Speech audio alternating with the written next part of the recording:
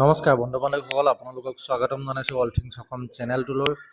আৰু আজি 4 মাৰ্চ 2025 যোৱাকালি এই নটিছখন হ'ল যোৱাকালিৰ অসম চৰকাৰৰ প্ৰাথমিক শিক্ষা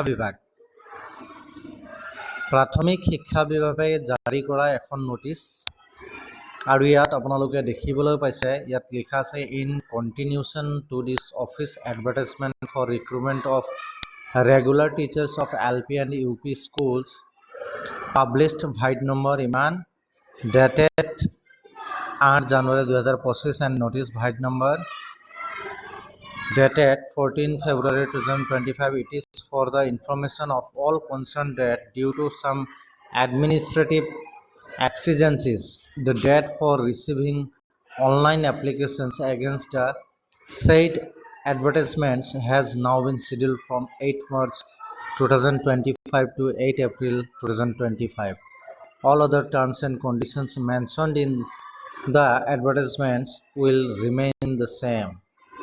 মানে আগতে যি এখন নোটিছ জাৰি কৰা হৈছিল, আপোনালোকৰ 15 ফেব্ৰুৱাৰীৰ পৰা আপোনালোকে এপ্লাই কৰিব পাৰিব বুলি পেলাই, সেই 15 ফেব্ৰুৱাৰীৰ পৰা যিহেতু আপোনালোকে কৰিব নোৱাৰিলে, গতিকে সেই অৰ্ডাৰটো আকৌ ৰিভাইজ কৰি পেলাই নতুন এখন অৰ্ডাৰ এখন দিছে যে আপোনালোকে 8 মাৰ্চৰ পৰা 8 এপ্ৰিললৈকে সময় পাব, যি আমাৰ সদ্যহতে যি 2900 LP আৰু UP স্কুলৰ যিখিনি ভেকেণ্ট পোষ্টৰ কাৰণে টেট কাম ৰিক্ৰুটমেণ্ট টেষ্ট অনুষ্ঠিত হ'ব।